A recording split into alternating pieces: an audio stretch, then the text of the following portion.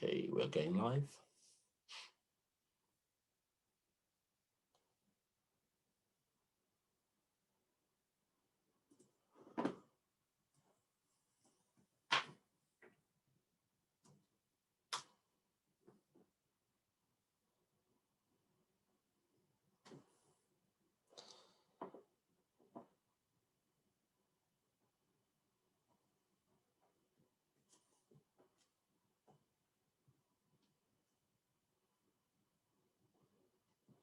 Hi and welcome. Just give it a minute. I can see people joining. It takes a few minutes for some devices.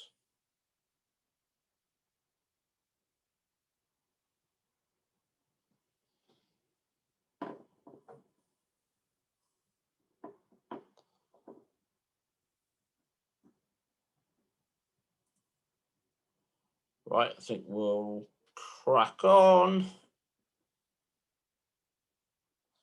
Perfect. All right. Welcome to the 14th AST virtual event. Obviously, 14 is a lucky number for us. As we all know, we won our 14th FA Cup this summer.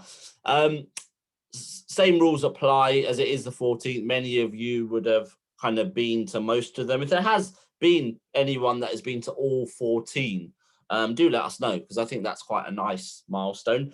As usual, thank you for joining. We were a bit kind of, when we were looking at the dates, and we thought, oh, Friday, is that a good day to do these? But it's not like anyone's got anything better to do at the moment, is it? So it was a day where there was no football, so it kind of made total sense. So thank you for joining.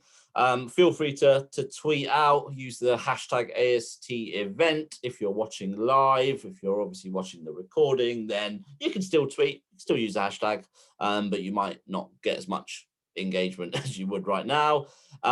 Feel free to put your hand up if you have a question, your virtual hand.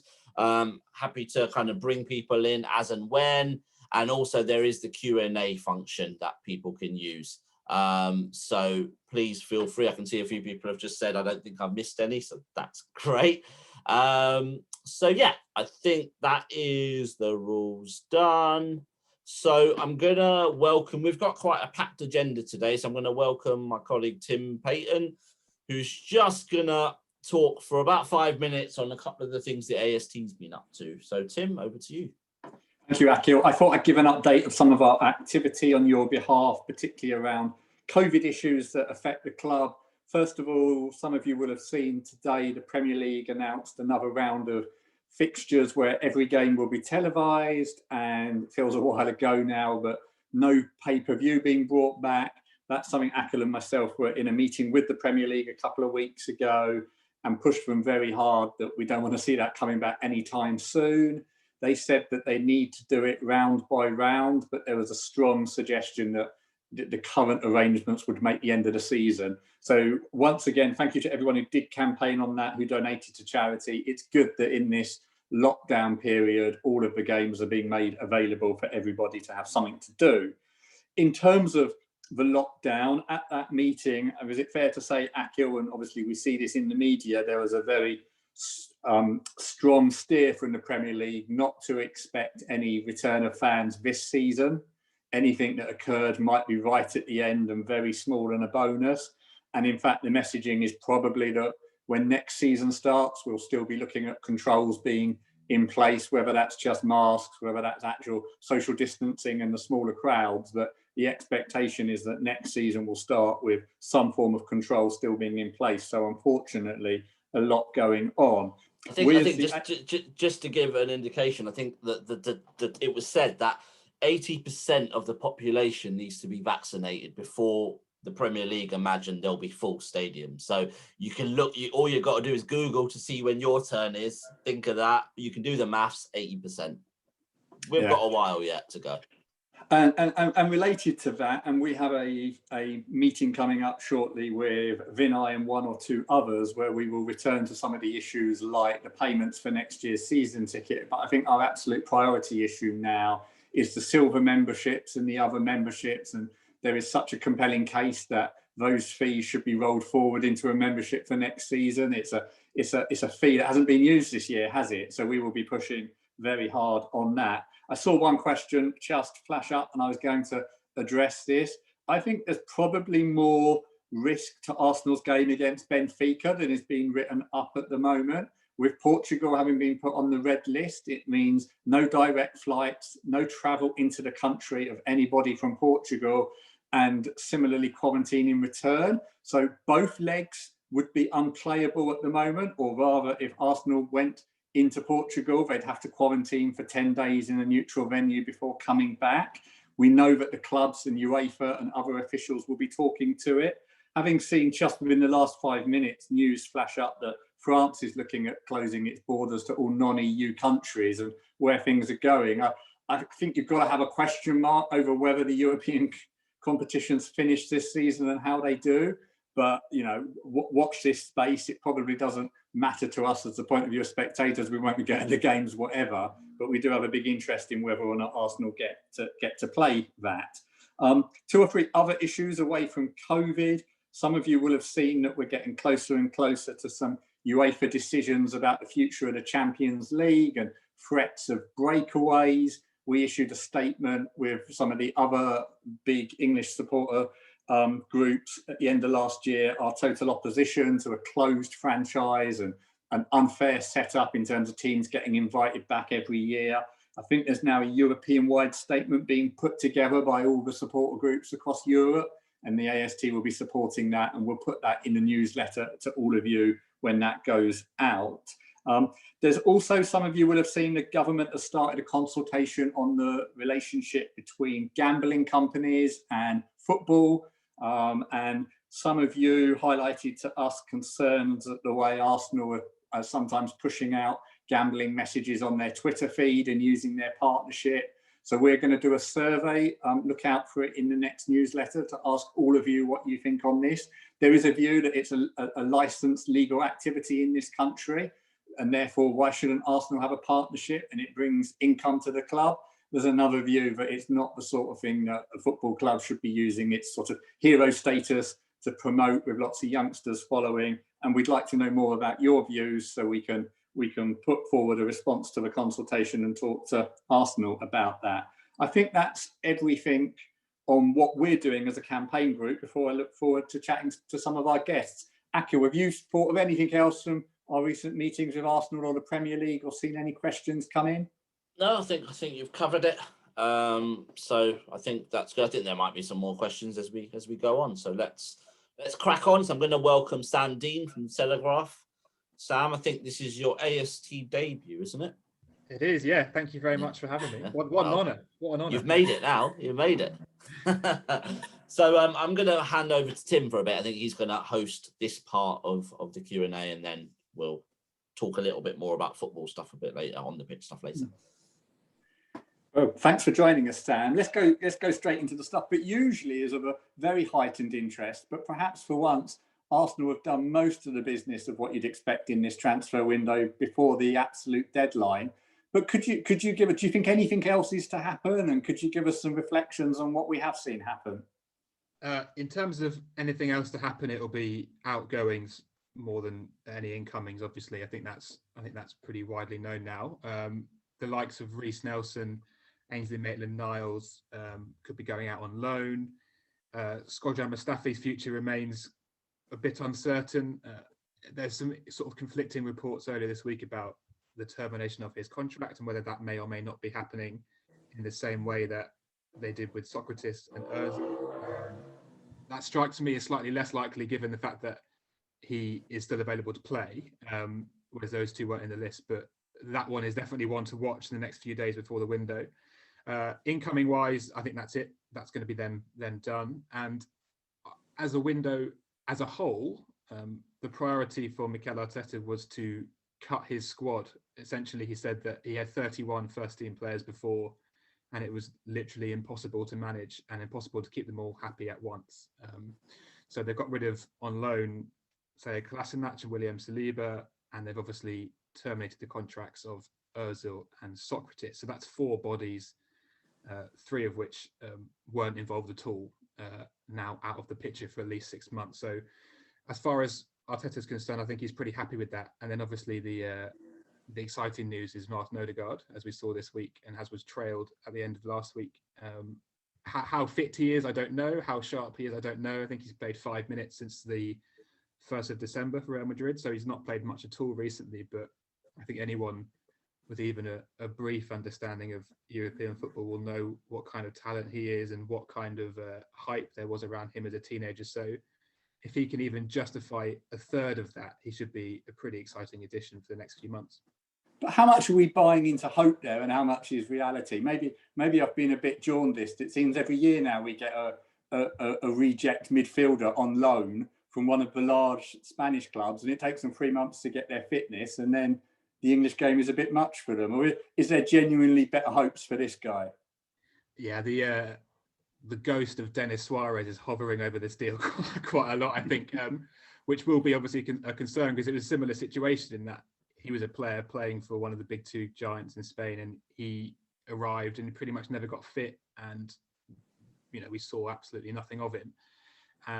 I think the expectation is certainly that Odegaard will contribute enormously more than Denis Suarez did. I think he's only started 5 league games this season, Odegaard, so clearly he's not going to be at full sharpness. But if you look back to his season at Real Sociedad last year, that's when the excitement really sort of built, and he really first started to justify some of that early hype around him. He was sort of, I think some people were saying that in Spain for the first 6 months of the season or before lockdown, he was arguably the best player in the whole league. So, this guy was extremely creative talent. He plays in the position that Arsenal are very short in. And also it comes down to, do you think Mikel Arteta can do a better job coaching Odegaard than Unai Emery could do coaching Denis Suarez? And I think most Arsenal fans would be pretty confident in that one. And if you look at where Arsenal are, sort of particularly financially, and so financially stretched that they needed a Bank of England loan, which I think is quite strict on what the money could be for, the best they could ever hope for this window was to find a loan. And it's sort of, why not in many ways, isn't it? They brought in a player in a position they need, and let's hope they contribute something, but why not when it's a loan deal and little else you could have done? Yeah, exactly. And even if you take away the financial impact of COVID and the various financial troubles they're in, Arsenal don't believe January to be a good window to buy players anyway. And that's shared by quite a lot of clubs, that it's just not seen as... I remember speaking to Raul Sanllehi, obviously departed now, a couple of years ago, and he just said it's not a strategic window to invest in new players. It's not the time to do it. It's basically a time, if you're West Brom, to go out and spend as much as you can in the hope of staying up. It's not a time for cohesive squad planning, which we all know Arsenal need desperately. So yeah, I think a loan was the best they could hope for. And obviously they've got Matt Ryan in too, which strikes me as a very good bit of business, given that we'll no longer have a backup goalkeeper who looks like he won a competition to be in the squad. Exactly. That as soon as Runarsson was sort of seen, and by all accounts, this was seen early in training as well. It was realised quite soon that he wasn't at this level at the moment. He's still quite young. He can still develop. You'd think we'd have a scouting network to see these things, but call me old-fashioned, it doesn't work like that anymore. Well, this one's interesting because there was a big input on it from Iñaki Cana, the goalkeeping coach, who joined very recently, joined after Arteta. He was Arteta's hire, really. And he'd worked with Runarsson before. And I think you also have to bear in mind that I think he cost about 1.5 million or 1 million, and they got 16 rising to 20 million for Emi Martinez. So in terms of your goalkeeping budget, Iñaki Cana could quite easily say, I brought in 20 million worth of goalkeeper by developing and training Martinez. Let me spend 1 million of that on this guy I know and believe in, which strikes me as logical enough. And I think at the time, that's fairly good business. The issue is if he's evidently not good enough as a backup, and you're living in constant fear that Leno gets injured, and that is not a place you want to be. It certainly is. I want to go back a little bit to the sort of the structural situation of the transfer window. In our last meeting, we said to people that one of the advantages of taking the Bank of England loan would give them a sum of cash, which might be able to be used to pay off players. Is it correct? Do you understand it that when they talk about terminating contracts, it doesn't mean that you sort of stop paying them on that date? It means that you pay up the contract and it's deemed as terminated, but you've had to give them a considerable sum to go because that's what they've demanded, and you've done that probably more for reasons of creating harmony and simplicity behind the scenes at the training ground, rather than anything to do with what they weren't going to be put in the squad, but it meant you could move on from having them around Colney. Yeah, that's very much my understanding of it.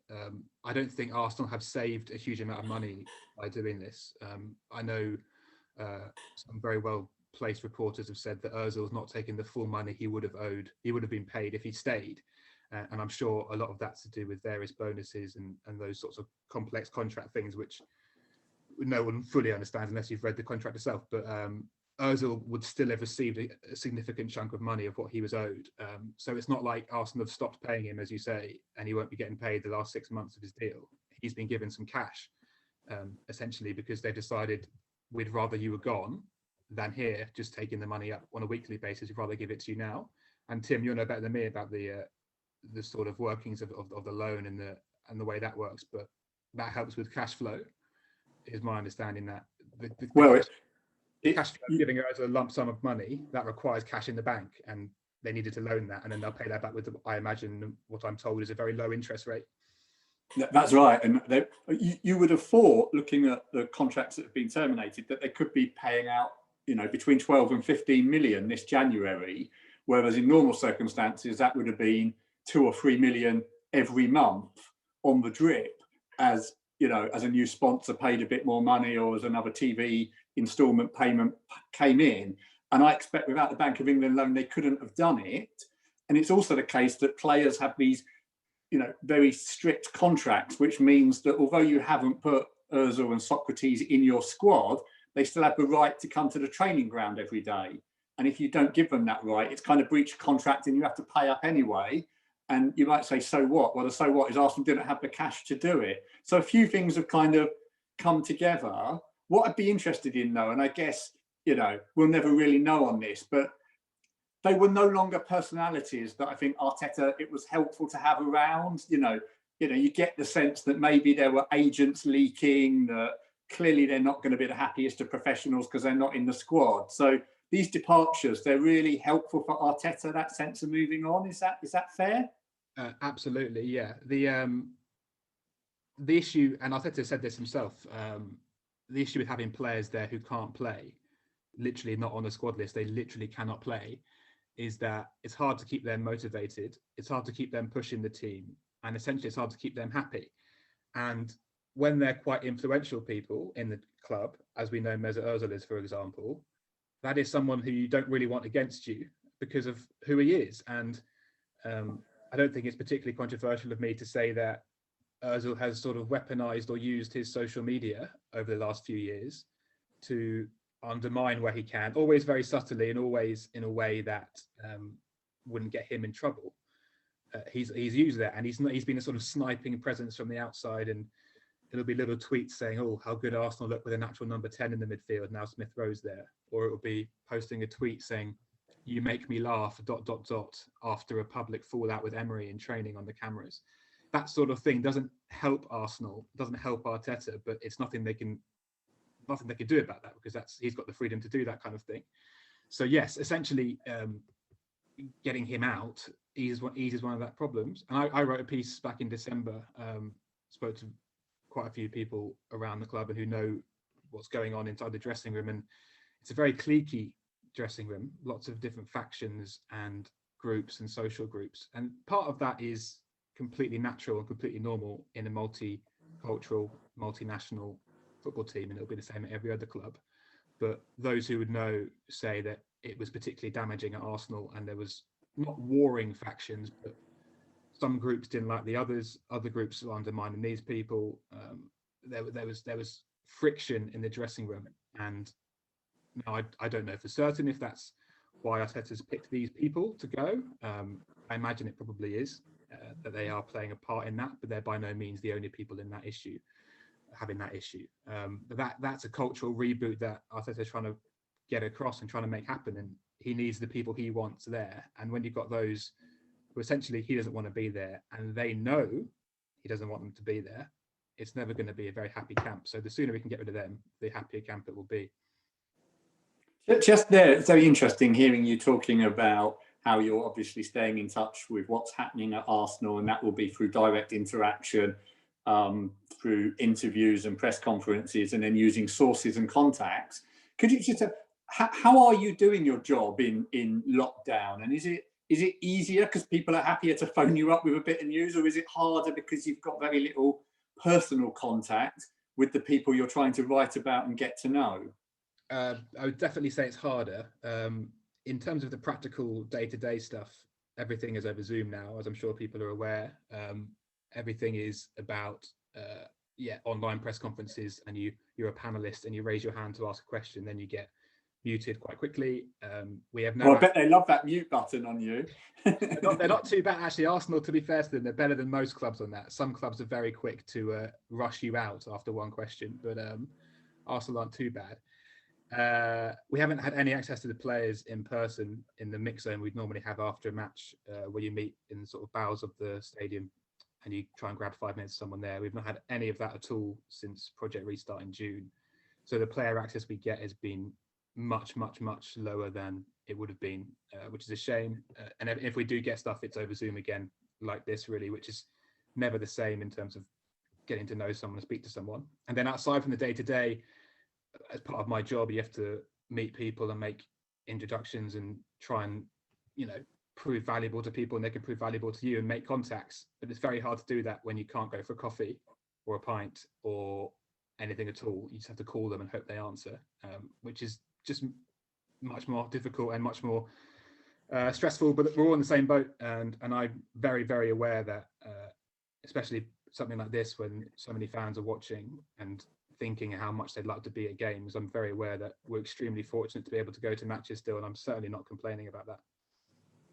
So how much have you been able to build up a picture of sort of how Arteta and his team are doing now? And in many ways, I think, what an extraordinary month in many ways that you went into that Arsenal-Chelsea game thinking this might be the last game for Arteta, even those who felt it shouldn't be, and it was just looking so desperate. And there was a bit of a bounce for Arsenal there, and the other young manager, Lampard, has gone. It seems to be moving around all over the place. But what's your impression of how well it's all coming together? Well, the first thing I'd say is that as far as I'm aware, the majority of the players and the bulk of the squad never doubted Arteta, and they stuck by him, which was not the case with Unai Emery. I think, as we all know, about a year and a half ago, that was not the case. They'd given up on him, essentially.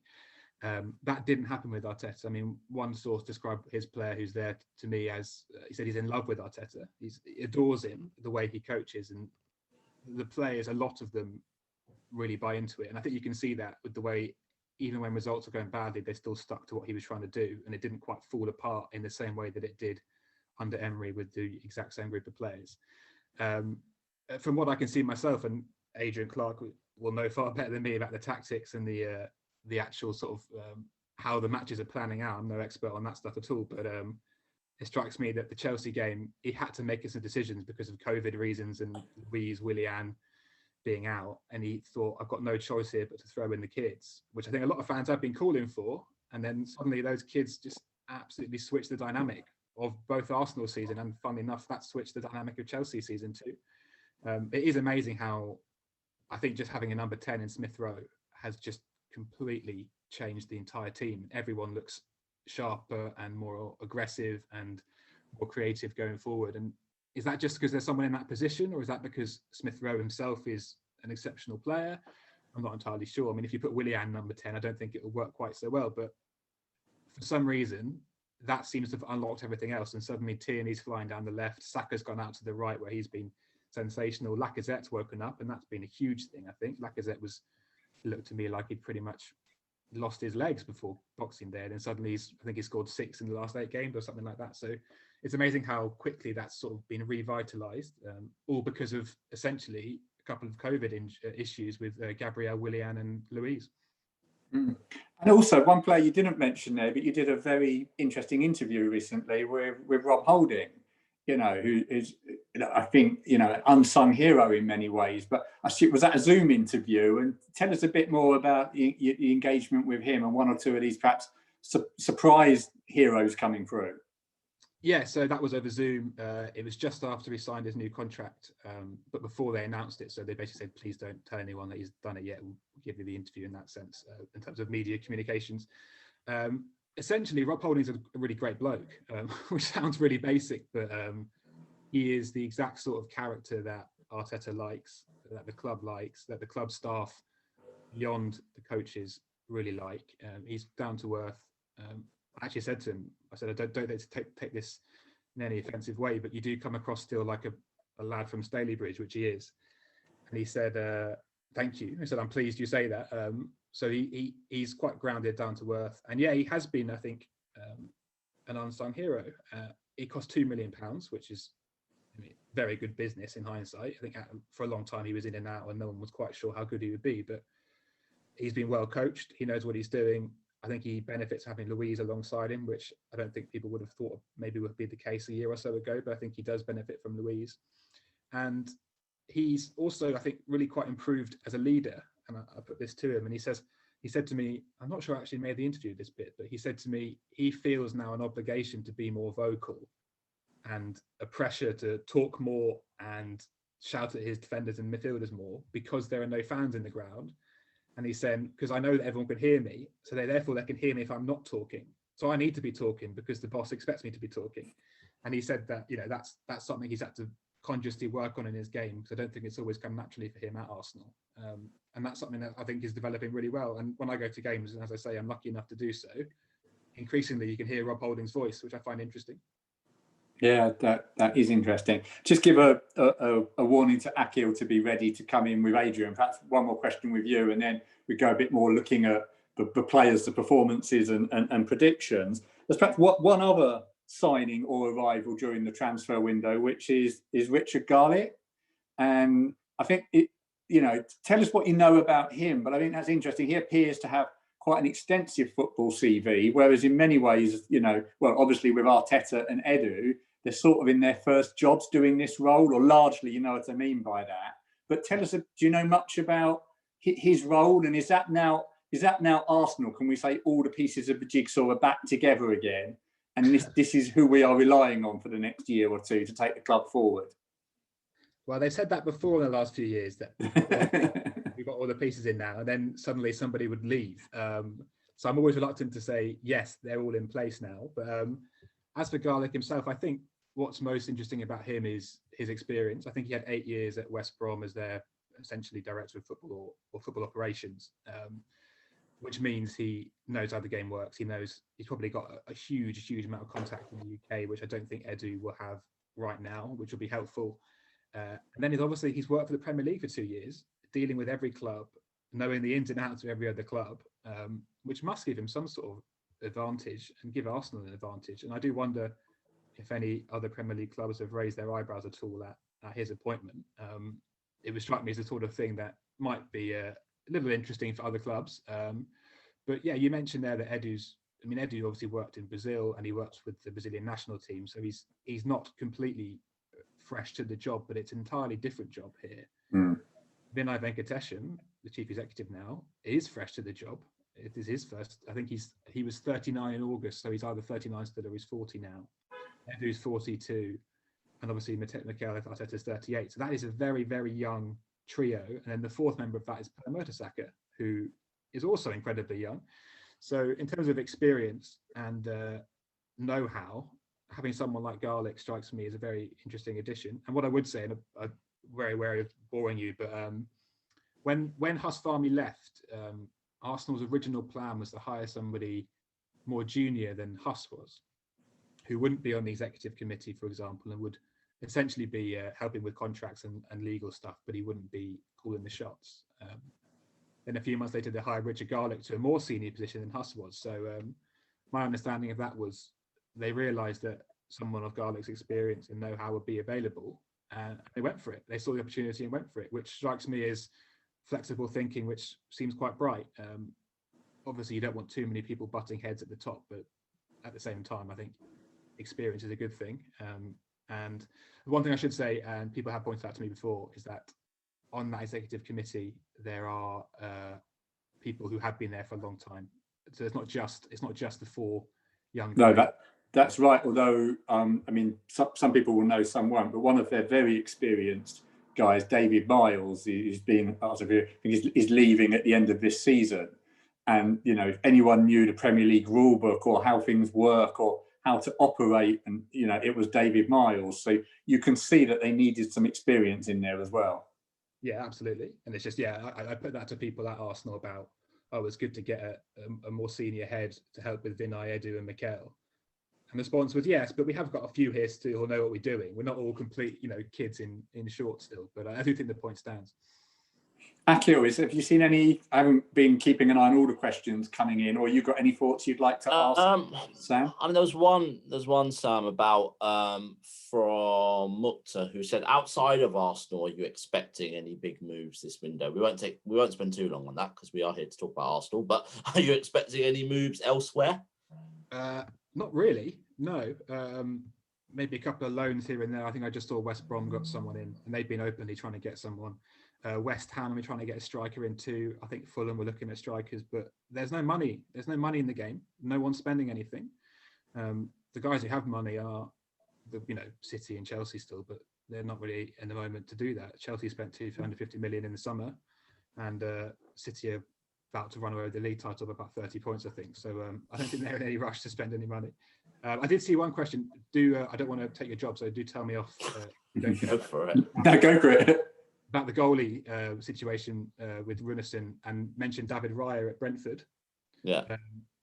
My understanding was, and is, that he was going to be the number 2. That was the plan. They were going to sign Runarsson to be a third choice for £1 million, and then Raya would come in for about 10 as backup and competition for Leno. Brentford simply wouldn't play ball, and that is interesting enough, I think, given that Brentford and Arsenal's relationship is quite interesting in its own right. Whether that one goes back in the summer, I imagine they will go back for him in the summer. I would expect that. But if Brentford get promoted, then he'll probably stay with them. I mean, I think Mikel Arteta did sort of say that the goalkeeping situation in the summer didn't quite go as planned, and I think that's probably what he meant. So yeah. Anyway. Perfect. All right, I'm going to bring in Adrian Clarke, and we're going to keep Sam with us as well. Welcome, Adrian. Obviously, you've been here as many times as I have recently. How's everything going? Yeah, good evening, guys. Yeah, thanks for having me back. Yes, I've enjoyed all of my other outings on the meetings. But no, good to be involved again. And look, it's good to be back when Arsenal are finally playing well again. Yeah, we did joke, didn't we, off air before we started, saying that those breakdown shows you do on the Arsenal player must have been so difficult when we were losing all those games. That one after Burnley must have been absolutely, well, I mean, we laugh about it, but it's probably not very nice for you. No, it's difficult. I mean, you have to be sensitive. But look, I personally, as someone that analyzes games, I actually find it more interesting picking out what's going wrong and why, than maybe highlighting the what's working so well. It's a little bit more interesting to dig deeper. But in terms of the content that you can put out there, I'm well aware that everyone wants to see great moves, great goals, etc., rather than individuals making a hash of dealing with corners, for example. So yeah, it's not easy. But again, to Arsenal's credit, they leave me to it, and they trust me to give constructive criticism, and they don't get me to change anything. Yeah, no, that's good to hear. And obviously the breakdowns are on, not the breakdowns, but the match day show is on Facebook as well. So it's kind of, you are going out on more platforms, and the viewers must have increased. And you do get a lot of comments there. Are you sort of, do you keep an eye on the comments or not really? Well, I do. I love doing the show. Really, really enjoying it. And it's good. Yeah, it's good that they're putting it out on Facebook, YouTube as well, I think. And post match often goes out live on Arsenal's Twitter when we win. I don't think they air it after a bad defeat, but no, it's really, really good. And I'm thoroughly enjoying it. In terms of the tweets, yeah, look, when it's not going well, my timeline is absolutely jammed with Pepe haters and sometimes Ober haters, and that was quite funny the other day. I think hundreds, if not thousands, of people were screaming for Ober to come off, and then in the second half he scored. So that they were a little bit quieter by the end. But no, it's interesting, I have to say, to sort of open the floor out to the supporters during the games, and we do get lots of good feedback. So yeah, we're really enjoying the show. Yeah, well, we're hoping to open it up a little bit today as well, so people do have questions. There's a few on my list. I've seen a few in the Q&A as well. Nigel's going to keep an eye on the Q&A for me and come in. So I'm not going to cover the ones on the Q&A. So if you see me missing out some very obvious questions, don't worry, they are coming. I'm going to come to you, Sam, first. We had Lee Dixon on in our last kind of event, which was a sort of a charity special just after Christmas. And I asked him about kind of, atmosphere in the ground at the moment. Obviously, there's no fans there, but journalists are there, pundits, former pros who are presenters and stuff like that. And I kind of asked him, what's the atmosphere been like when Arsenal were losing in the games he covered? Could you sense that tension? And then that Chelsea game, could you sense it then? And then the relief afterwards, how was it? Because a lot of us who are normally there would feel that tension, but at the moment, it's different for us. Well, it's very different being there too, as you can imagine. Yeah. What I would say is that Arsenal, I think, are a very quiet team, and I don't know if Adrian agrees with that, but they've got very few people who talk a lot. And it's funny, sort of, if you compare them to Burnley or a Crystal Palace, there's just not a huge amount of communication going on there beyond Arteta, who talks a lot of them at them in 3 languages, which I always quite enjoy. I think that's very impressive, obviously. When they're winning, it's interesting that the subs and the coaching staff tend to get quite vocal and get involved. And I actually sat behind Carlos Cuesta, who's their very young, one of their new assistant coaches. I sat literally about 3 yards behind him. Pretty sure it wasn't COVID secure, actually, but at Southampton, and shouldn't say that. I retract. Yeah. At Southampton on Tuesday night, and he's essentially a fan in the crowd. I think that might be his job, basically, to try and increase the energy. And he shouts a lot, basic stuff, forward, man on, vamos, let's go, all that kind of thing. And it's interesting how he was extremely vocal, and within about 10 minutes, the Southampton substitutes, who were just a couple of yards away from him, were getting really quite annoyed with this guy. Story, yeah. And they weren't particularly impressed with him. And at one point, Cuesta sort of gestured calling for a yellow card for a Southampton player, which I think is quite a sort of common thing to do in Europe, where he's come from. He was at Juventus before. But that didn't go down very well at all with the Southampton bench. And I think one of them quipped, "Oh, has his fan not brought a drum with him?" and that kind of thing. So that just gives you an indication of when someone is being loud from the sidelines, it's now seen by the players as very unusual, which I think shows just how quiet it has been. And there was another one. I'm aware I'm rambling. I'll be quick. That's fine. At Old Trafford, when Arsenal beat United 1-0 at Old Trafford, in the last minute, Mohamed El-Neni went on some absolute mad pressing surge. Press.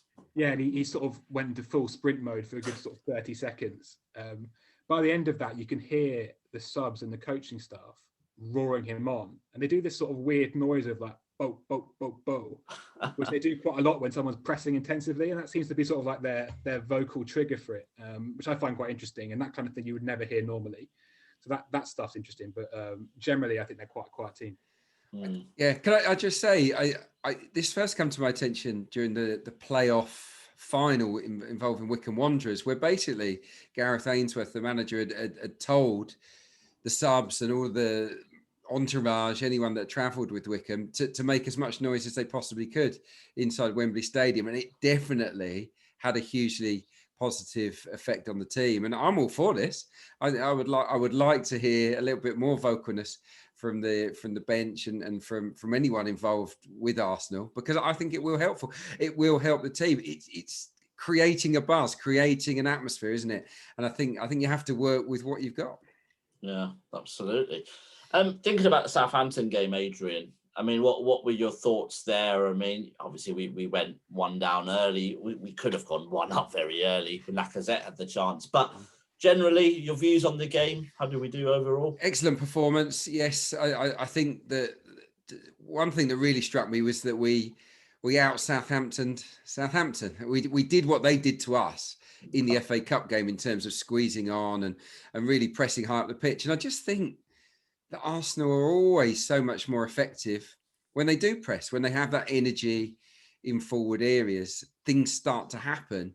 And when you've got the two sort of pillars in midfield of Xhaka and Partey, two big guys in there, higher up the pitch to break up those rushed clearances, then you're onto a winner. And I really do think that's a recipe that we will look to carry into the game at the weekend. That was great.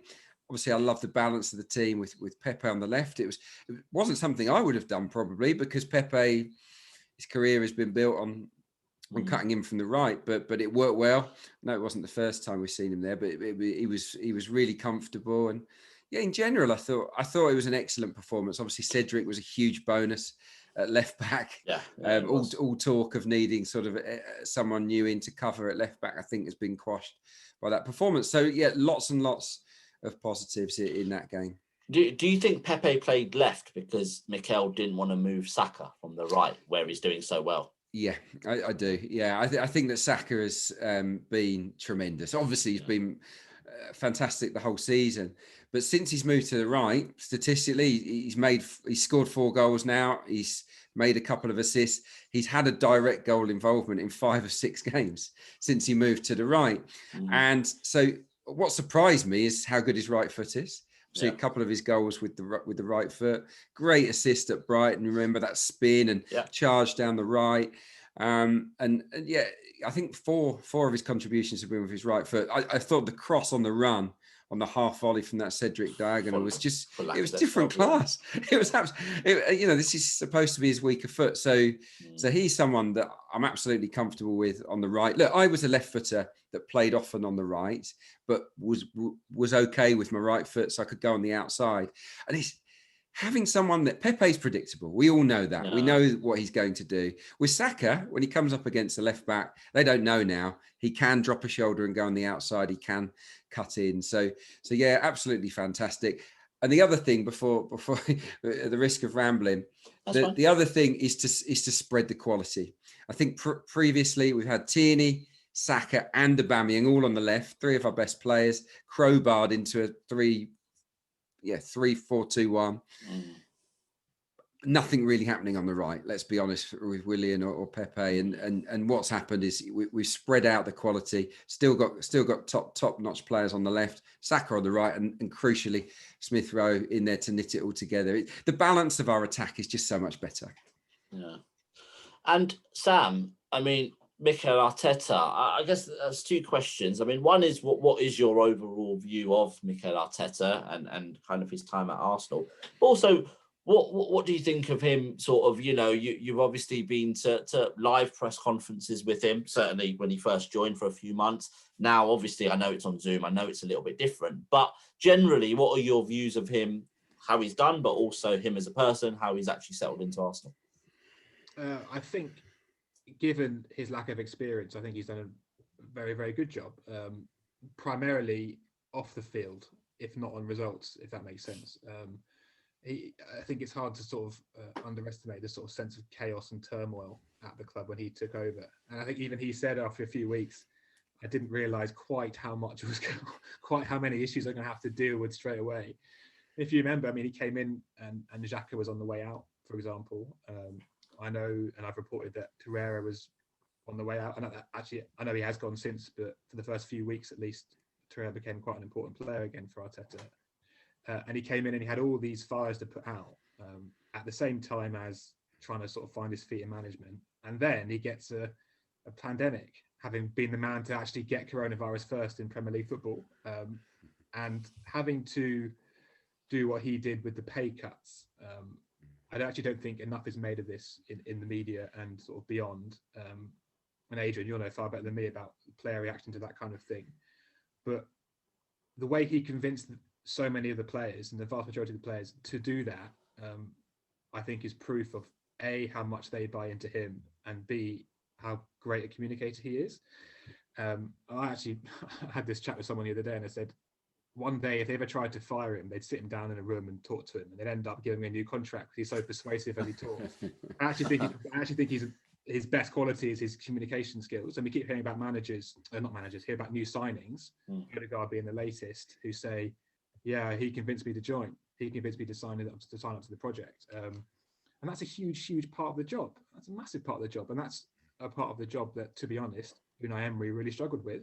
So bringing him in with clear, concise messaging and saying the right things at the right time is hugely important. And in press conferences, he's very impressive. Some days he doesn't want to say anything, and he won't. We're never going to sort of coax something out of him he won't want to say.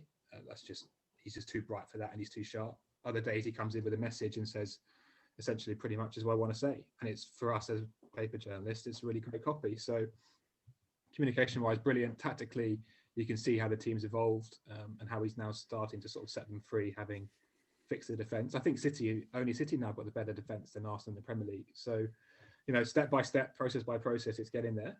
Obviously, that dip before Christmas was worrying. And I wasn't convinced. That was the first time when he came out and he spoke about the stats showing that actually we should be way higher than we are. We're putting loads of crosses in and that kind of thing. That was the first time I thought, that's not going to go down well with the fans, that kind of messaging. And I think I was right on that. I think there was quite a big response to that one. That's the only time I've thought he sort of put a foot out of place in that sense.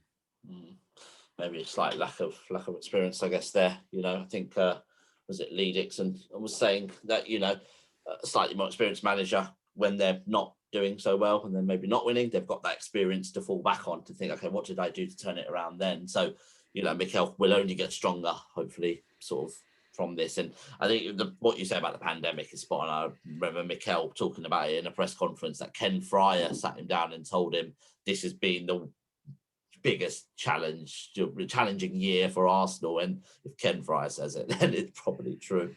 So, yeah. Adrian, Sam mentioned, and Nigel, I'm just giving you a warning. I know there's lots of questions about certain players and stuff, so I'm trying not to touch on any of those, but there's a few players that haven't been mentioned. So Sam mentioned that midfield, and we are going to talk about the Man United game in a bit of detail, sort of towards the end of this. But Granit Xhaka has obviously been, playing. I think it's fair to say he's been playing quite well. He's a player that divides fans. I think that's obvious. I think after the Burnley game, people were absolutely done with him.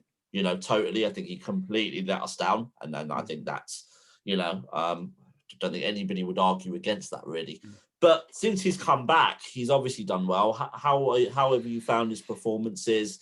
How is he actually a little bit more important than we give him credit for at the moment? I think he's always been a pretty important player to Arsenal. There's no doubt that he has dips. He has lapses in concentration. And I still feel that in certain games, particularly when Thomas Partey isn't there by his side, he can go back into old habits. And for instance, in the FA Cup tie at Southampton, just ridiculously deep, standing on the toes of centre halves. And for a player of his experience, I want to see him cajole everybody else and recognise that something isn't working and change it, because I think he's experienced enough to do that. He didn't make a single pass, by the way, into the final third in that cup defeat. Now, 3 days later, he couldn't stop making passes into the final third. He was winning the ball high up, very, very progressive passing. So yeah, he's a player that Granit Ozil in that first 10 minutes, he put Lacazette through. And I know he confuses me as a player, because one week I think he's absolutely dynamite, and the next, I have my doubts as to whether he should be the player that we have in the heart of the injury room. I think that's up for debate moving forwards. But in the here and now, Xhaka and Partey is our best partnership. I've got absolutely no doubt about that. Ceballos offers different things. He's quite a good ball winner, and I like his determination, and he's got a bit more creativity. But for me, Xhaka is a better all-round package. So yeah, I'm impressed with him at the moment. If he nails his defensive discipline and concentration, we've got a player. But we've all seen a lot of him, and we've seen a lot of mistakes down the years. So it's not something that's going to change overnight. And another player, before I sort of bring Nigel in a few minutes, was, you mentioned him actually. You kind of said when we're talking Twitter, the match show and stuff, you know, people are quick to tell you, oh, Pepe's rubbish, and that's something I picked up on Nicola Pepe. You know, his price tag does him no favors at all. Let's be completely honest. You also said something about how we know what Pepe is going to do. You know, you said Saka's very unpredictable. I have been listening, but Pepe is very predictable.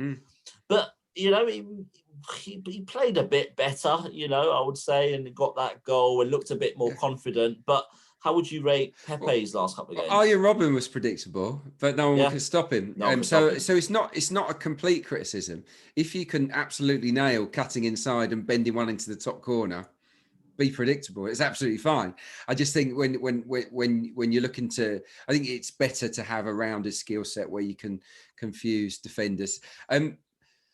I'm conflicted a little bit on Pepe as well, because I do like him, and I think it's unfair on him to be sort of lumped into the Willian and Pepe are having nightmare seasons. I think that Willian has had a very disappointing season, barring that first game. His impact on games has been so minimal that it was inevitable he was going to lose his place. Mikel probably took a little bit too long, in my opinion, to make that call. With Pepe, I think he's really good in the Europa League games. Excellent, making big contributions, scoring good goals. It was just in the Premier League he hadn't delivered in any of those sort of substitute appearances. And to this point, he's not created a chance in open play in the Premier League this season, which is just bonkers, really. I think that will change if he gets a run. So look, it could be good news for him that Pierre-Emerick Aubameyang is missing again for the United game, because look, based on what he did at St Mary's, it has to be same again. Give him that chance to show that maybe he can be a really exciting left winger. And look, Tierney with Pepe is something we haven't really seen. That could be very exciting. It could be a car crash, but I want to see it. I hope that we get to see that against Manchester United. Cool. I'm going to welcome Nigel in, but I'm going to take the first question, Nigel, from the Q&A that I've seen, and it's to you, Sam. Kevin Wrights asked that, does Mikel Arteta kind of remind you of a young Arsene Wenger in terms of communication, multiple languages, you know? I'm afraid you're asking the wrong person. Wow. I was not covering the club for young Wenger, I'm afraid. I think I was actually, well, I can jump in there. I don't mind jumping in there. Look, because I had only spent a season as a player with Arsene Wenger. Most of that I was out on loan. But when I did sit down and chat to him, he was very charming, and I went in a mood, in a grump, because I'd been involved in the first team until he came, and then I was back in the reserves and sort of not being used. And so I went in with the hump, and I came out thinking he was a great guy, and that this was the man for me. So yes, I think if you've got a good communicator, a good people person, someone that doesn't just talk stats or football, who can hold a conversation about many different things, it puts players at ease and it makes you want to play for them. Yeah. So yeah, I was unfortunate, never really got to play for Arsene, but I know that players really liked him, and I get that same vibe with Mikel Arteta. Yeah. I mean, Sam, you say you can't, but I mean, you've added value to that story, because that Adrian story about going into his office unhappy, coming out happy, is exactly the same as about to fire Mikel Arteta and coming out with a new contract. So you both kind of said similar things. So that's good. Nigel, you're on mute, so unmute yourself. Yeah, there we go. What's on our Q&A? And I think, Nigel, there's quite a few there. So let's cover a couple at a time. And why don't you stay on for a while? Thanks for the guidance, Sir Acl. No problem. There's a whole host out here, guys, so it's coming fast and furious. There's also one for Tim Payton, but I'm going to fire a few out and see what you make of these. We've discussed them a little bit, but Vinny Vias is very keen to know how excited we should be about Odergaard. That's the first thing. Per Mertesacker and Hale End. This is from Neil Sapler, as in, the guys coming through at the moment, is there a pair influence there, or is it really too early to say Pear's had an impact there? Is it the next generation coming through? Harry Gooch and Jerry Cunnington have both got the same sort of thing. If Ainsley goes and you want 2 people for each position, where's our next fullback? We'd have Hector, we'd have Tierney, we'd have Cedric. Is it them trying to put someone into that fullback position if you need it, who's not a natural fullback? So if you want 4 fullbacks and Ainsley goes, what are we going to do for that? John Burke's conspiracy theory. This is probably Sam, any sort of reason why Luis, Willian and Gabriel, the Brazilians, might all be out at the same time? Was there any Brazilian COVID parties going on, which we've managed to keep under wraps, which other people haven't? They didn't insta themselves and dob themselves in it. and the promise, I hope you're writing these down, guys, the promise for Tim Payton, who's our expert on these fans back in August. The club are making communications about season ticket amnesties and changing names and all this type of stuff. Is August a realistic chance, Tim, for people to be back in the ground? So I don't know how I'll do that. So I think Tim, it's our friend Chris Hudson who is he's very interested in kind of fans back in the ground. I was going to say you can cover it on the chat, but yeah, why don't you quickly cover it now? Everyone hopes there's fans back, and Arsenal will, I think, set up operations on that basis. But recent meetings with the Department of Culture, Media and Sport and briefings to other sports is that there is likely to be social distancing required over all of the summer and up until the stage when everybody has been vaccinated. And remember, by when they say vaccinated, they mean 2 injections, not 1. There are also so many unknowns like variants, like transmissibility. The science still doesn't know the answer. So it is guesswork. But at the moment, speaking as an Arsenal fan who wants to get back in the Emirates, if someone said we came back in August with the social distancing requirements, which give you a capacity of about 15,000, I'd say that's not a bad outcome. It's still looking tough. I would be amazed and incredibly happy if there were full stadiums in August. I think it will take longer than that. Cheers, Tim. So let's get through a few. So Adrian, let's start with you on Martin Odergaard.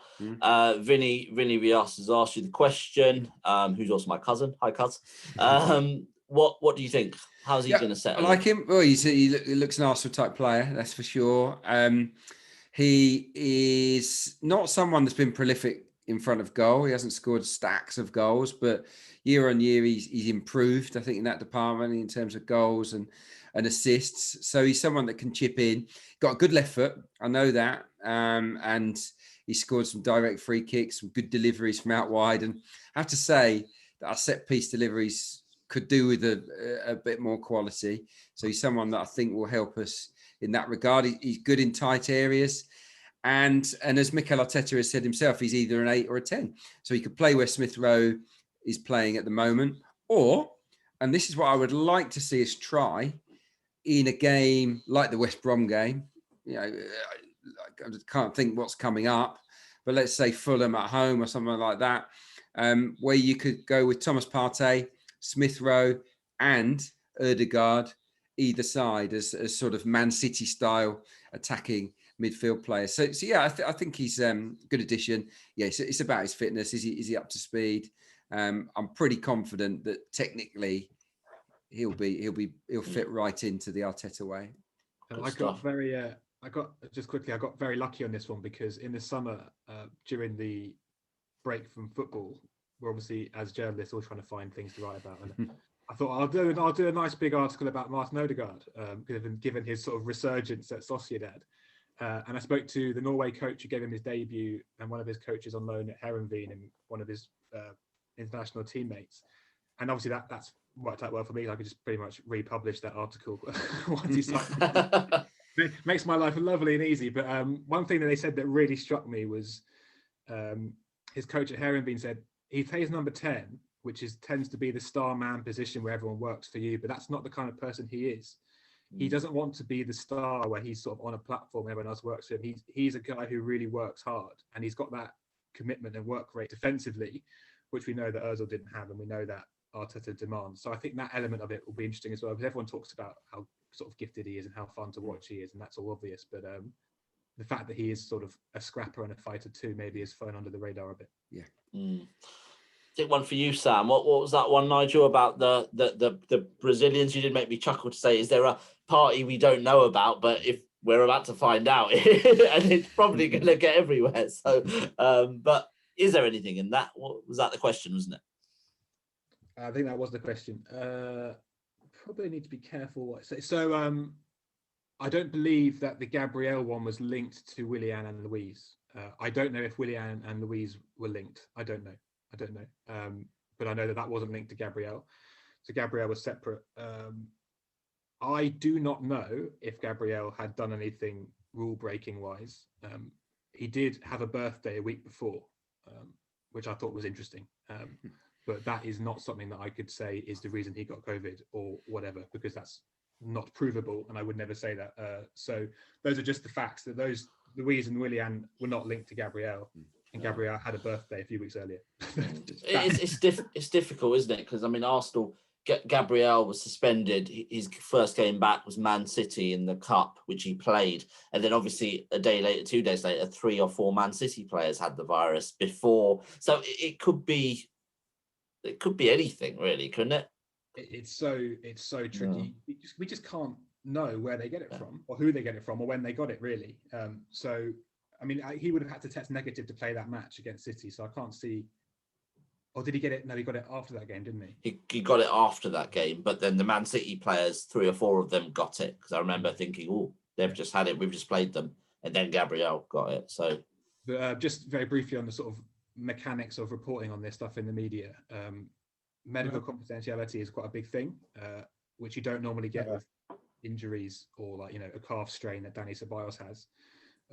So this stuff is very hard for us to ask about and very hard for us to report about. So it's basically an impossible question to answer. We don't know when, we don't know how, we don't know who. yeah. All we can go is what the club say on that one. Yeah, absolutely. Adrian, well, there's a couple here. I mean, Ainsley Maitland-Niles, it was on my agenda, and I know a few people have asked. There's also been something from Lawrence Shaw about Cedric. Is Hector under pressure from Cedric at fullback? But let's kind of wrap it all up into one question. Yeah. Actually, let's start with Sam on Ainsley Maitland-Niles in terms of the transfer rumour. West Brom interested, Southampton potentially interested. What do you think will happen with him? And then Adrian, will come to you on the actual what that means for us. And Newcastle too, I believe. Newcastle too, yeah. Colleague Luke Edwards reported Newcastle in for him as well. I mean, it certainly seems clear to me that he would be open to leaving. These chats would not have been taking place without him giving some indication that he'd be up for it. For me, I would agree with the question, really, which thinks it might leave Arsenal a bit short, given that he can cover both fullback positions and centre mid. And at a push, he could probably play on the wing, but I don't think he ever really would in the league. But he has done before in the Europa League. So it strikes me as not a great idea for Arsenal, but probably a good idea for him if he has any ambition of getting in the Euro squad, because right now he's going to be nowhere near it. Arteta's spoken this week. He spoke about his attitude a bit, not directly quite that bluntly, but the message I took from it was he needs to put his finger out a bit. And he said that after he came back in the team after lockdown, Arteta said, I had a chat with Ainsley during lockdown about his attitude, and it really massively improved. And then he came back in the team, played, as we know, in the cup semi-final, cup final, started the season really well. So reading between the lines of what Mikel said on that one, it strikes me that his attitude's come off the board a bit. But Adrian has a better idea on that. I think his head's gone a little bit, because he wants to be a central midfielder, and he's had 1 or 2 tastes as well this season in the cup competitions. And hand on heart, I don't think he's taken those opportunities in central midfield. I don't see him as a starting midfielder for Arsenal. So look, moving forward, for me, he is a better fullback than a midfielder, and it's such a great asset for him to be able to play on the left and the right. He's a player that will be in demand with other clubs. I absolutely wouldn't be loaning him out right now if I was in charge of those kind of decisions, because it potentially leaves us light of cover. But I would be open to selling him in the summer, because I think long term probably just fall short of what Arsenal are looking for moving forwards. It's a gamble, isn't it? Because you maybe need the personnel at the moment, but if you do send him on loan and he does all right, it adds value, and then you can actually potentially get more out of him. It's tough. It is tough, and one of the questions was who covers fullback, and it's a good one. Well, Cedric is your multitasker, isn't he? But what if Cedric goes down? Then you're at a stretch, aren't you? You're looking at maybe changing the system and going with 3 centre halves then, and going back to the system that we've tried to move away from. I mean, Granit Xhaka can play left. I mean, if anyone that watches Arsenal's games carefully, when Arsenal have the ball in certain drops matches, in, Granit Xhaka is practically playing at left back anyway. So that's an option. But yeah, it's right. I completely agree with Sam. I think it's a good idea for Ainsley, but not such a good one for us. And I mean, Kieran Tierney, it's probably a question for both of you, really. But I mean, Kieran Tierney, there's been a couple of questions on him. I mean, he's obviously great. And you know, Adrian, you said what if Cedric goes down? But Kieran Tierney's been in and out a little bit. I think he has had a bit of a sort of issue with his thigh. I mean, should we be worried, Sam? He's kind of, or is it just, are we protecting him? And Mikel's been very strong to remind us that 50 games, no pre-season, he is going to look after these players. But should we be concerned a little bit? He missed the Tuesday game, obviously, at Southampton. I think if that was the cup final, he would have played. I think he wasn't. I don't think he was on a hospital bed or anything like that. So if that was a massive one with no Cedric, he could have played. In terms of Tierney's injury history, it is quite checkered, and I don't think people realise it's quite as much as they should. But there was a time at Celtic in his final year when he actually thought he might have to retire. He had really severe problems to do with. I think it was the pubic bone in the hip and the hernia in that region. I don't know the details of it, but it was when he couldn't sleep at night and he's having to basically play through severe injections all season because Celtic were basically flogging him. So he's had a rough time already for someone who's still very young. But at the same time, I know he's a player who really likes rhythm. And that, I think when he played against Newcastle in the Cup, some fans said, "Why are you playing Tierney? He needs to rest." But he's a player who thrives on just regular action. And actually, you could see in his performances this season, every week he's played, he seems to have got better and better. And you can sort of see him getting stronger and quicker. And that goal he scored against West Brom, where he just knocked it around the defender and just burst past him. He wouldn't have been able to do that at the start of his Arsenal career when he was just coming back from the hip problem. Then he had the shoulder issue. But yeah, I mean, the temptation with him is because he's so good to wrap it up in cotton wool. But at the same time, I think he wants to play as much as possible. On Acl, on the injury, I think it's an inflamed pubic symphysis. It's something I had, and it's kind of why I retired. Mine was a chronic problem and it apparently affects a lot of wide players. Where the surgeon that operated on me said that the Aussie rules footballers get this injury a lot because they're lashing balls across their body. Day in, day out in training and in matches with power. And so it doesn't surprise me that the style of play, and I was a similar style player, that he picked up that injury. I just hope it's not chronic, and nothing I have read or heard suggests that's the case. But it is a delicate injury that you need to be very careful of. Basically, for me, every time I kick the ball, I'll get a real shooting pain in my groin. It's sort of deferred pain to your groin, and I couldn't train in between games. But I had an operation and it's fixed, but I ended up retiring anyway. But I don't want to scaremonger, but that it's not a run of the mill injury, and it's something that might need to be managed. Yeah, I'm just thinking about it. 3-0 up against Newcastle, 4-0 at West Brom. I think he played the full 90 in both. You think, could you rotate for 20 minutes? But Acl, he's our most creative player. No one's created more chances in open play than Kieran Tierney. Obviously, Smith Rowe burst onto the scene and really started to deliver on that score. But without Smith Rowe, Tierney's your go-to guy to make things happen, along with Saka, of course. So you don't want to leave those guys out, do you? Not when every result matters. Absolutely. Just a message to Tim that there is a question for you on the Q&A about the Benfica games. If you want to reply just via the sort of type your answer, that'd be good. Adrian, we haven't mentioned Callum Chambers, and that's something I thought of as cover at right back. I know Paul Rippon has asked the question as well. Could Callum play a part, at least as a bit of cover at right back? Well, I don't know what his status is in terms of fitness. I just don't know. He was on the bench, wasn't he? Yeah, I the mean, cup game, yeah. but we had to play Tottenham today in PL2. Wasn't involved, to the best of my knowledge.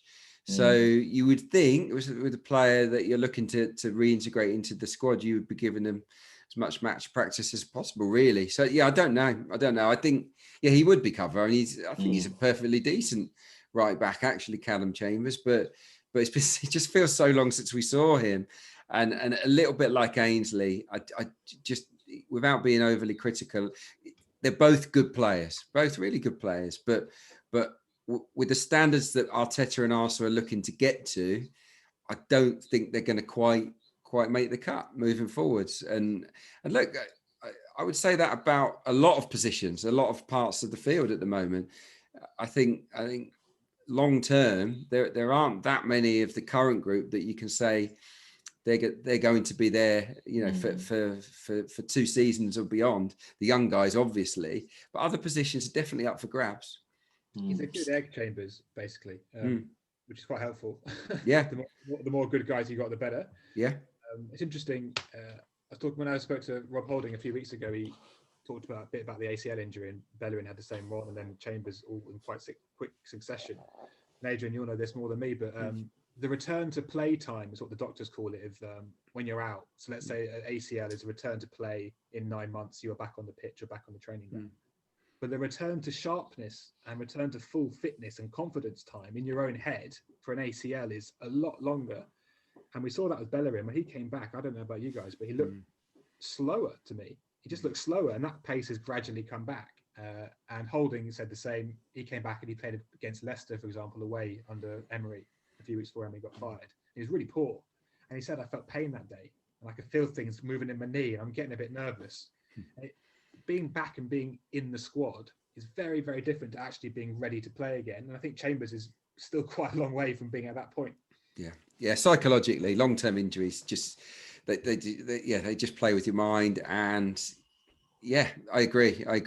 And these factors are things that the fans don't see. That they see, well, if he's fit to be in the bench or he's fit to start, you expect them to be brilliant. But yeah, it's very difficult. I like Callum as well. Definitely a good lad. But I just think for his career's sake, when he is fit and well, a move probably is most likely. Just on that, Sam, I mean, just taking sort of him, there's Reece Nelson, there's Joe Willock. Can you see anyone going on loan in the next couple of days? Nelson's one.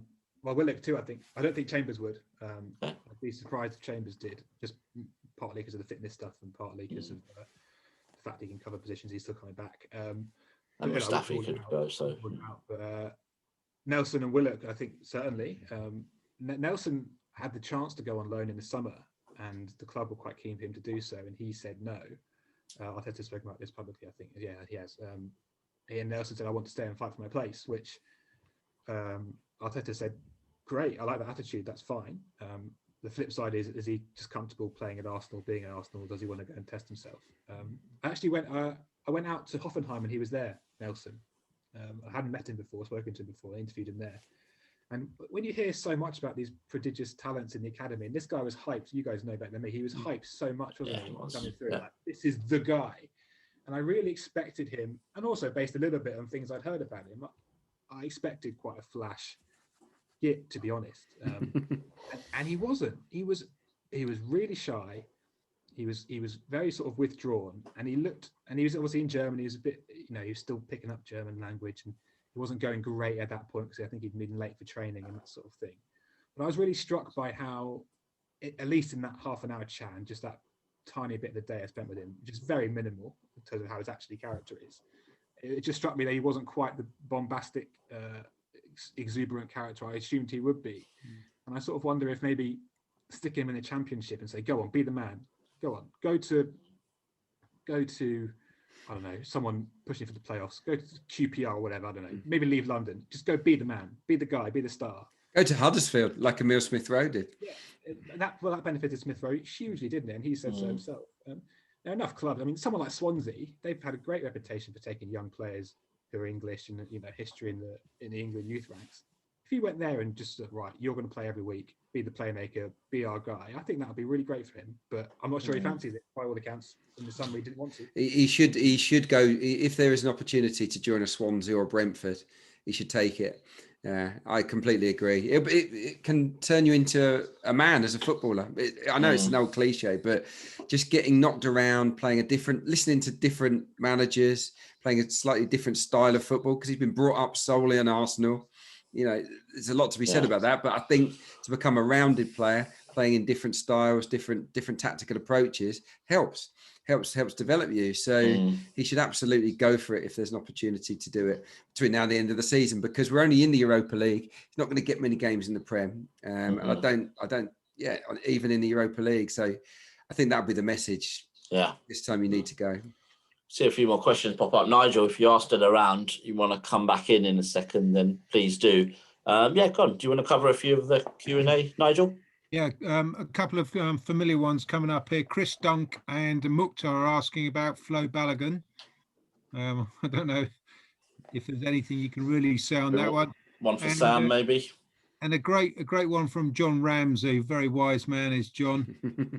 And Sam, you were talking about Richard Garlick, and is that the final piece? We'll never know. But above that, we've always talked about footballing knowledge on the board and experience and stuff.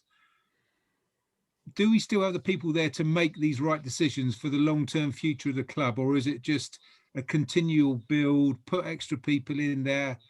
We've had one set of failures post Gazidis. I mean, we can't have too many more failures. Are there more spaces to fill? So that's the John Ramsey one.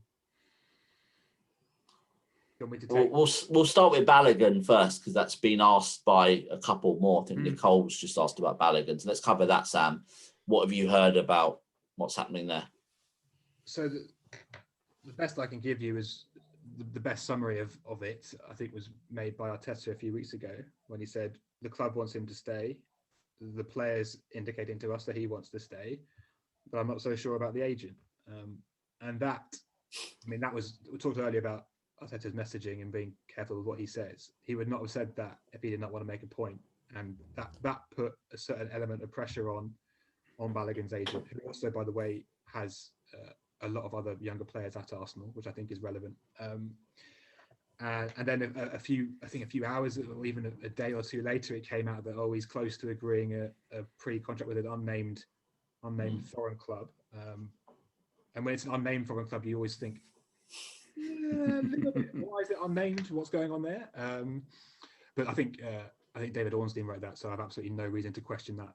David Ornstein doesn't get things wrong, but David, he's the ultimate professional. If he says something, it's happening. But yeah, the timing of that coming out after Mikel's message, I thought was notable. I saw Balogun the other day. He was after the Southampton Cup game. I think he was posting on social media sort of a clip of his own goal. His goal. Face palm emoji. Doesn't strike me as a particularly constructive or helpful thing to be doing. I've never spoken to Balogun. I don't know him at all. He's just come through the youth ranks, and I think he's not been sort of relevant pre-COVID in terms of national media and that sort of thing. So I don't know him as a bloke, but that struck me as somebody who thought he should be playing in the first team, which isn't his call. Adrian, any views? Look, I like him as a player. He's a good finisher, good movement. I think he's ready to challenge Eddie Nketiah for sure for that sort of understudy spot. I think Eddie's under a bit of pressure really at the moment. But look, attitude is a big thing, and I agree on the tweet with Sam there.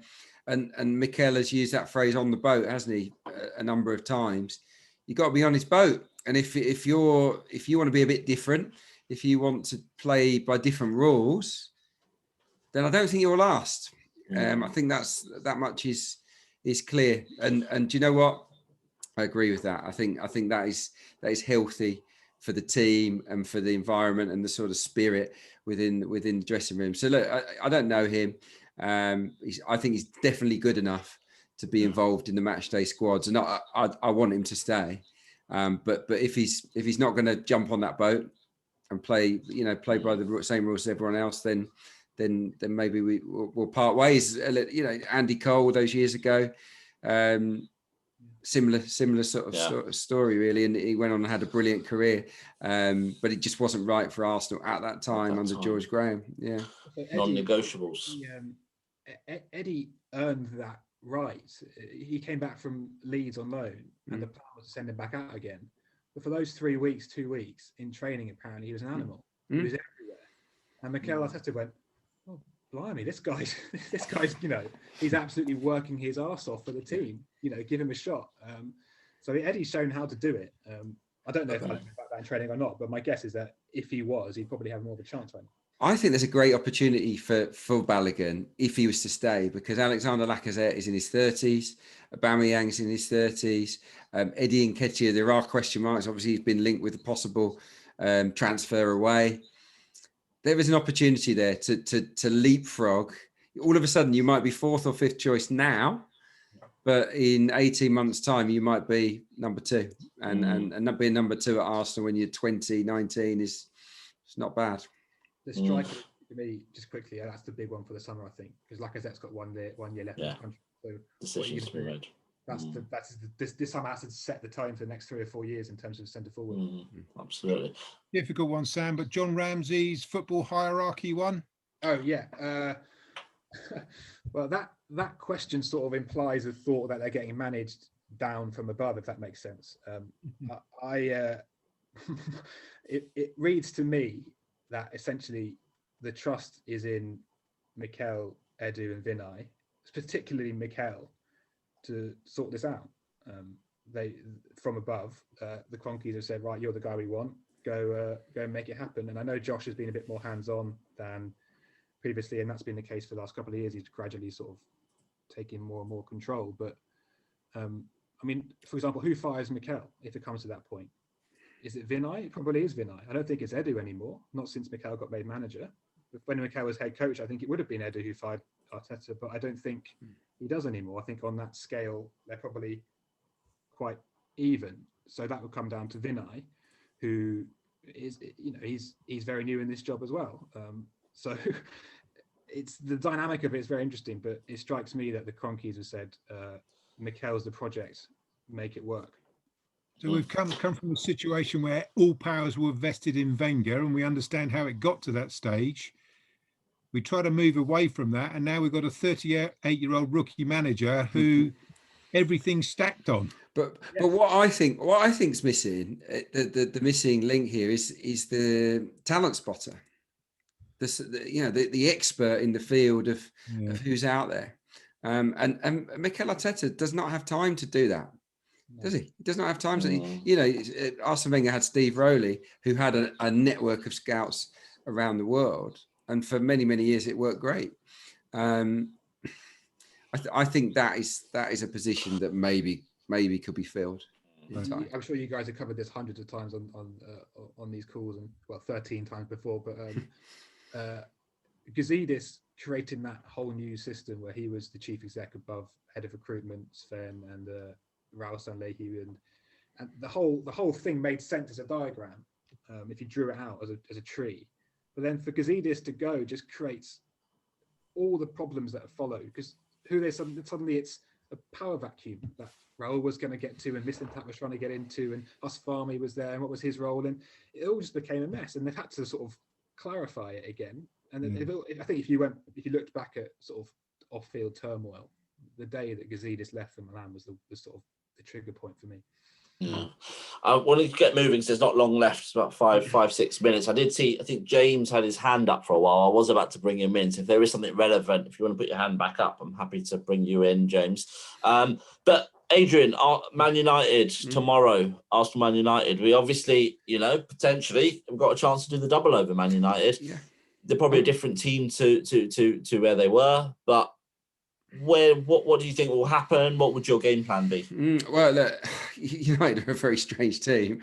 I mean, they find themselves very much in title contention, but you can pick holes in them. You really can, especially with Ole Gunnar Solskjaer's sort of acumen. As we showed in that 1-0 defeat, really, there was no answer to what Arsenal, dished out to them in the first half, especially. We put the squeeze on. We harassed them in such a good way, they couldn't get any quality balls into their forwards. and we completely nullified them.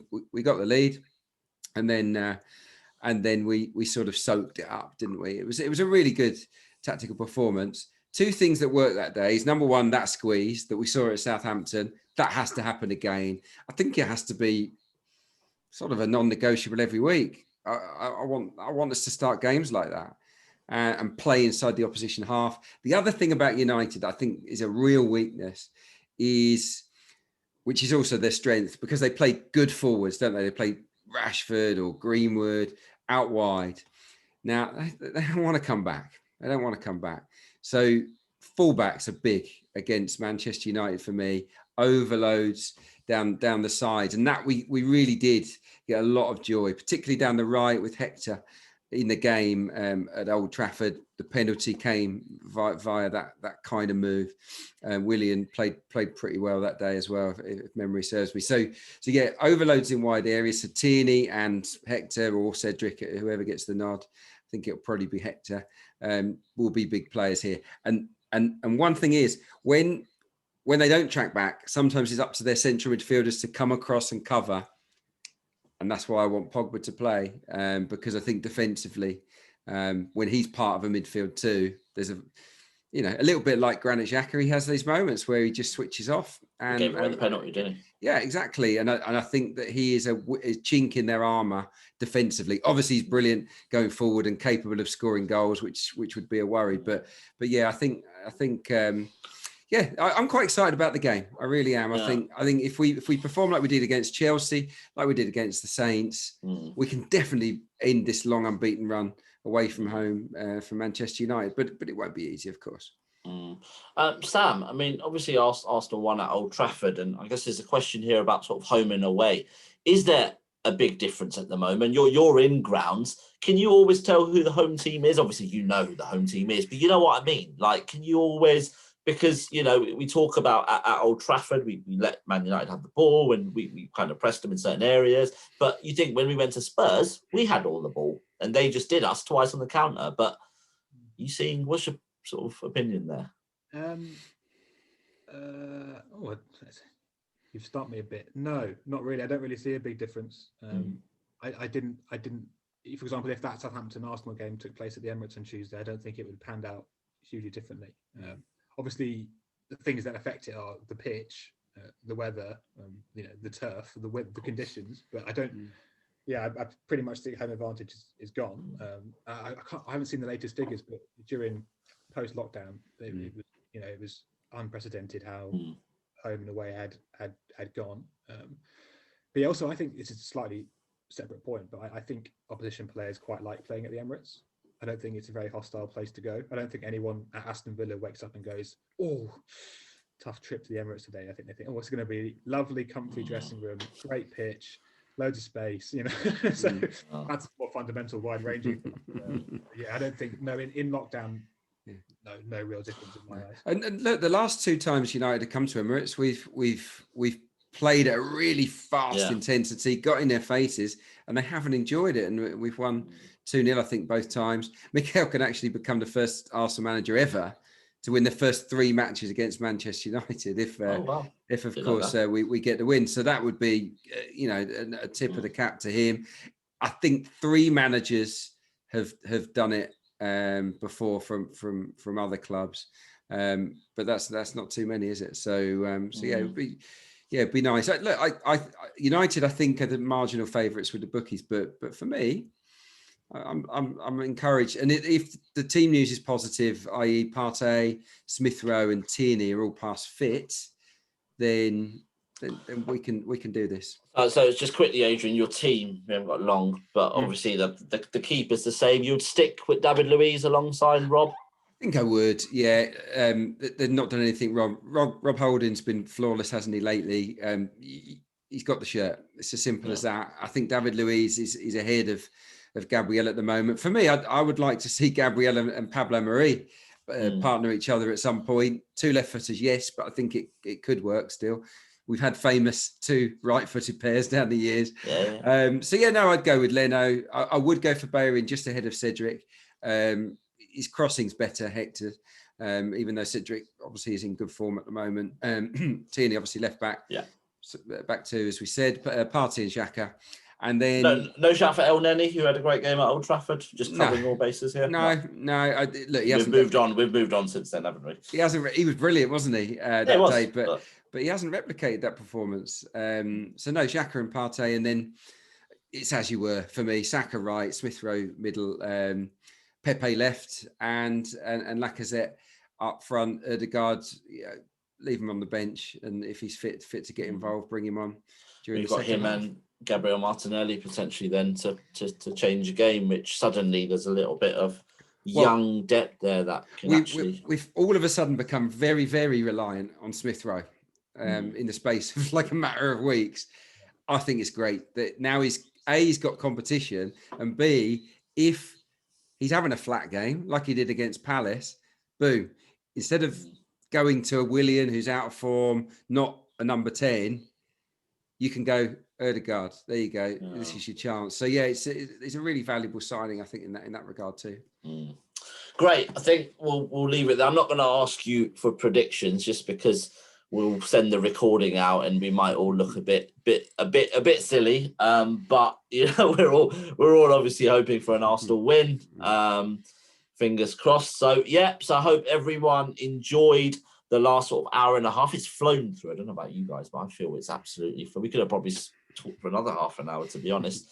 And the numbers have stayed strong as well. I always look at them. If they start dropping off, I might just cut early, but they haven't. So that's great. So I want to thank everyone for joining. As always, hope you're all staying safe. I fully appreciate it. It's quite tough out there for everyone. So please do look after yourselves. I know a few of our members have started to have vaccines and stuff, so they've told us. So hope everything's going well there. Hope the Arsenal quiz also, people enjoyed it. We've sent the answers out. So, do let us know your kind of scores and things like that. And I think we are, Nigel, going to send a couple of books out, aren't we? So we're just going to kind of do a bit of a random draw for that. So we may be asking you for your sort of address and name and things like that shortly, or probably in a day or so after the meeting. So we're just going to do we're going to do a random draw from all the attendees that have been attending our 14 events. And we'll send you a copy of She War's quiz book that we've got. So we hopefully that will help 5 lucky people kind of get through the next kind of couple of weeks. So apart from that, stay safe. Oh no, I saw a hand up very quickly, and I just thought, are they wanting to say have I missed something? But no, they put their hand down now. So stay safe, take care, and obviously up the Arsenal. Thanks very much. Thanks. Guys, if you just hide your cameras for a second, mute your mics, and then just stay on for a few seconds.